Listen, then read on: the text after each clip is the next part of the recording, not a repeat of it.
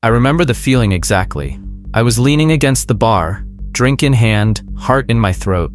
She was a few feet away, laughing with her friends, and my brain was screaming all the phrases I should avoid.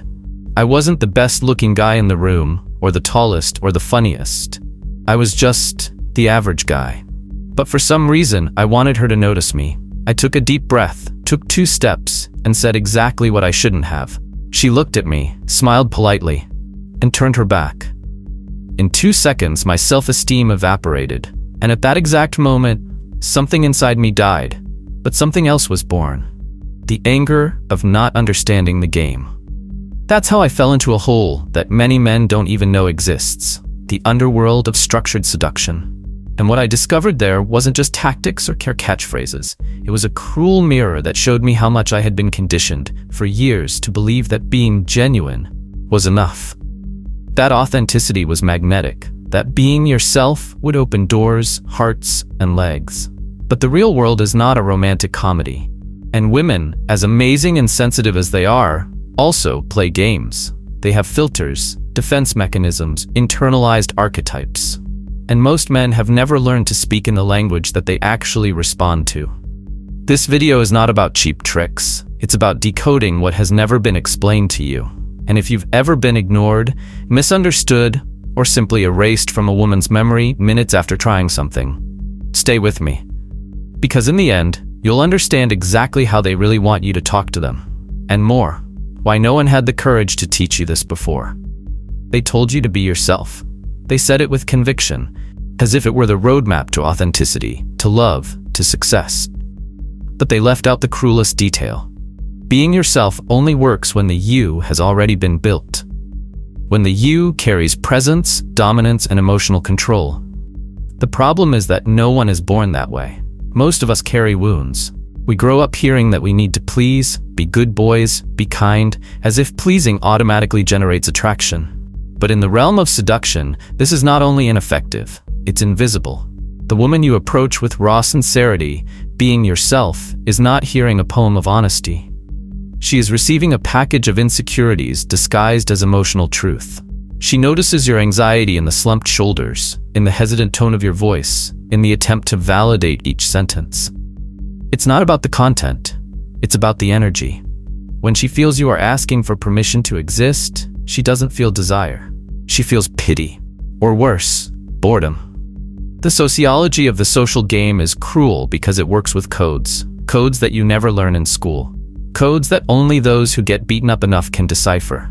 One of the biggest mistakes men make is believing that authenticity is synonymous with attractiveness. Authenticity is noble, yes, but seduction is not about nobility. It is about tension, contrast, curiosity. And a raw, surrendered, emotionally naked man in the first interaction generates discomfort. Seduction is about calibrated surrender, not needy exposure. Nietzsche said that a man needs to become who he is. And this verb to become hides a process. Before being yourself, you need to build the you that is worth being. This requires deconstructing the boy who wants approval and building the man who is not afraid of being rejected. Because rejection no longer defines your value. That is where the game changes. Because now when you talk to a woman, you are not begging for connection. You are offering an experience. And here comes the contradiction. The guy who doesn't care about women's opinions is the one who attracts the most. But this not caring is not arrogance. It's presence. It's living in a state where your validation doesn't come from others, but from your internal alignment. When you operate in this state, everything changes. Your voice slows down, your body language expands, your speech gains intention. You start to emanate value before you even open your mouth. And the most curious thing? It's at this moment that you start to be truly authentic, because now your authenticity is that of a whole man. Most people never get there, because they prefer to maintain the comfort of a passive identity. It's easier to blame women, society, or jerks. But the real confrontation happens when you realize that being yourself is what kept you stuck. Because this you was conditioned to avoid conflict, seek acceptance, and follow social scripts. So, no. Don't be yourself. Be the trained version of yourself. The polished version of yourself. The one that is not ruled by fear, but rather guided by intention. Because when you master your character, you gain the freedom to be. And only then will she want to listen to you. Because what seduces is not your truth, it is your mastery over it. You think you have time. You think you can talk, show your worth little by little, win someone over with kindness. But the judgment has already been made. 10 seconds. That's the deadline. Less than that, in fact. Studies from Princeton University have shown that the human brain forms impressions of trust and competence in less than 1/10 of a second. Now imagine what a woman, highly trained socially and emotionally to detect risk, disinterest, or dominance, can perceive in you with just one look. The game starts long before you say hi. When you approach her, she's already scanning your posture, your walk, your facial expression. She picks up on the subtle, the slovenliness, the hesitation, and all of this activates the unconscious yes or no filter. She doesn't rationalize it. It's pure instinct. The same instinct that has protected her for millennia from dangerous, weak, or boring men. And here's the cruelty of the process. She doesn't have the time or interest to understand you first. She feels it. And based on that feeling, he decides whether to open up or close the doors of perception. That's why body language is more important than words. That's why tone of voice matters more than the content of the sentence. And that's why so many men fail before they even begin. Because their words say, "Hi, how are you?" But their body screams, "Please don't reject me." Now look at the opposite.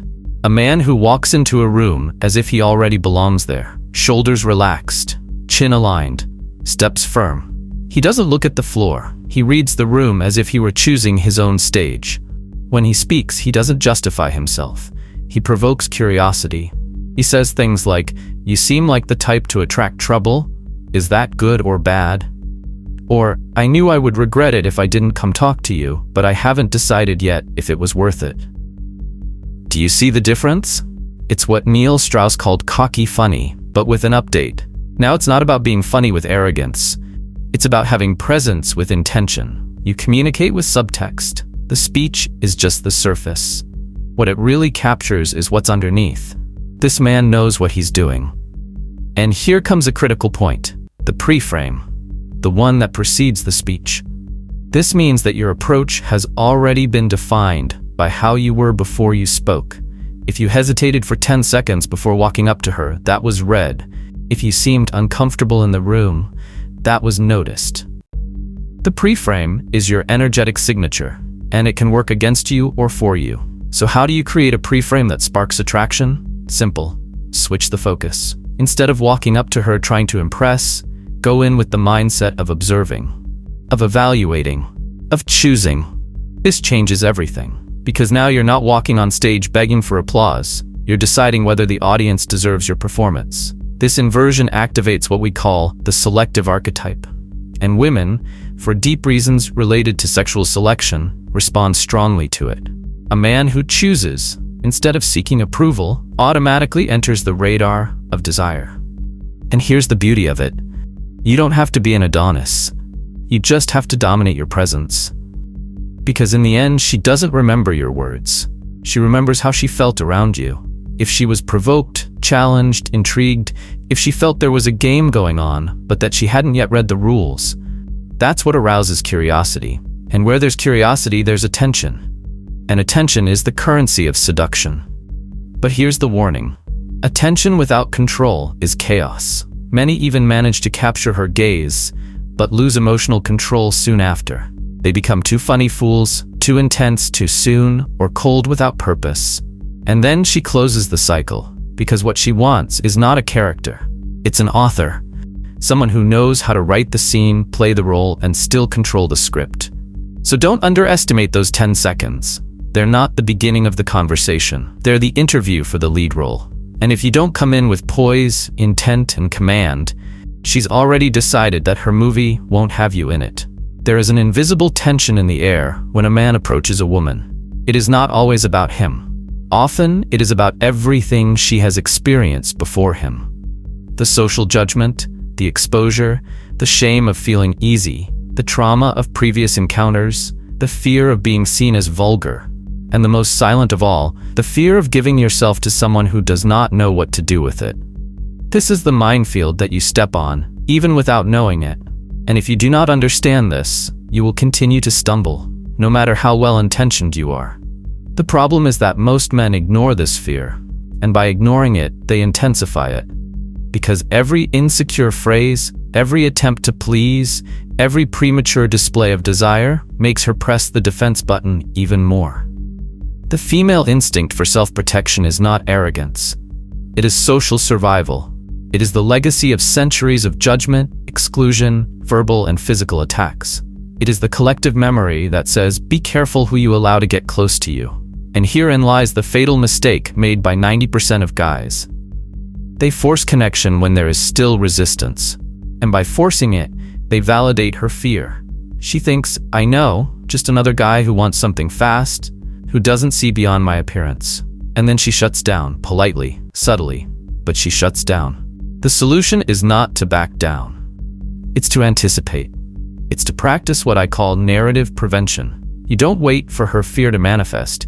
You disarm it before she even needs to raise it. How? With phrases that demonstrate awareness without submission. Example, relax. I'm not one of those guys who thinks a compliment is an invitation. Or, if I cross the line, cut me off. But I think we're going to have fun. It's light, it's strategic, and most importantly, it's liberating for her. You've just subtly said that you know how to play without hurting. That you're in control, but not to dominate. And this activates what I call the tension safe zone. The perfect space where she feels comfortable, but still provoked. Because the mistake also lies in the other extreme. Many try to appear so respectful that they become boring. The key is balance. She needs to feel that you understand the limit, but are willing to play with it, dance close to it, test the edge without crossing it. This skill requires emotional reading, and more than that, it requires a rare kind of male maturity. The maturity that does not take offense at resistance, but interprets it as an invitation to prove yourself.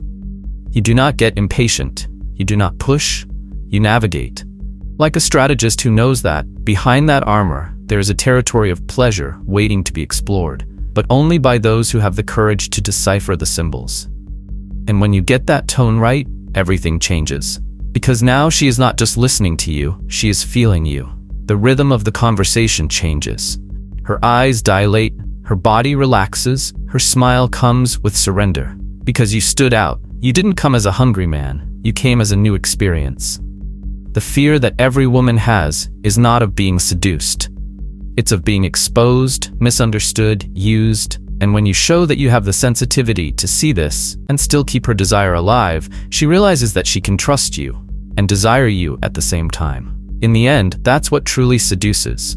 It's not beauty, money, or memorized talk. It's the rare combination of strength and sensitivity, of intention and control, of desire and empathy. If you master this, it doesn't matter where, how, or with whom. She will listen to you. She will smile. She will remember. Because in this chaotic world, you were the exception.